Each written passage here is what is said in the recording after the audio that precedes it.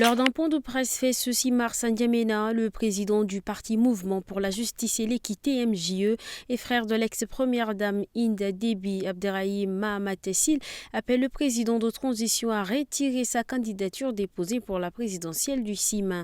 Quelques heures après le dépôt de son dossier de candidature pour la présidentielle, le président de transition Mahamat Idriss Déby est interpellé par le président du parti MJE Abderrahim Mahamat Tessil. Pour lui, le candidat de la coalition pour un Tchad uni va à l'encontre des principes fondamentaux de la démocratie en instaurant un système où le pouvoir politique est transmis au sein d'une même famille, d'un clan ou d'une ethnie. Aussi dénonce-t-il, nous avons assisté impuissamment à la mise en place d'un organe de gestion des élections et un conseil constitutionnel pour donner quitus aux résultats connus d'avance des futures élections.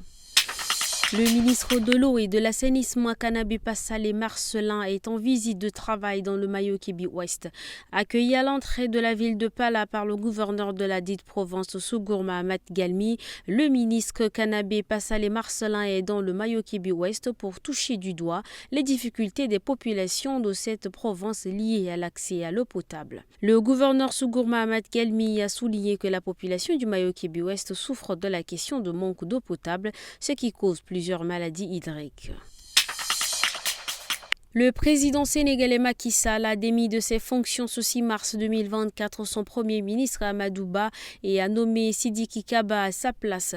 L'avocat militant des droits humains et homme politique était jusqu'à sa nomination ministre de l'Intérieur.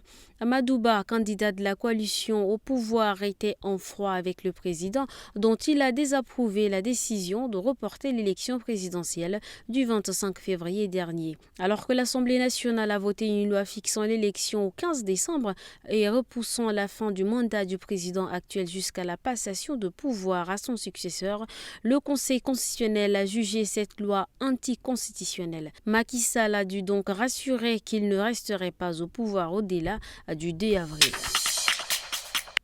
Le ministre de la fonction publique et du dialogue social a publié un communiqué officiel déclarant le vendredi 8 mars 2024 comme journée fériée, chômée et payée à travers tout le pays par rapport à la journée internationale des droits des femmes.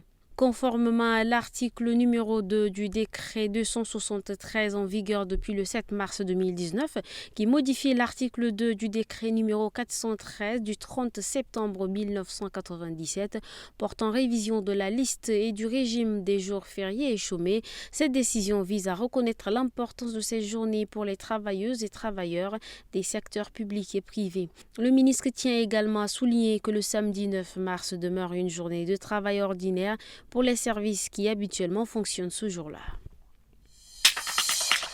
Dans le cadre des activités de la Semaine nationale de la femme tchadienne Sénafet, le ministère de la Femme et de la Petite Enfance a organisé une séance de plaidoyer à l'attention des 51 membres de cadre national de concertation des partis politiques ce mercredi 6 mars. Cette séance de plaidoyer a pour objectif de contribuer à l'amélioration de la représentativité des femmes dans les assemblées élues.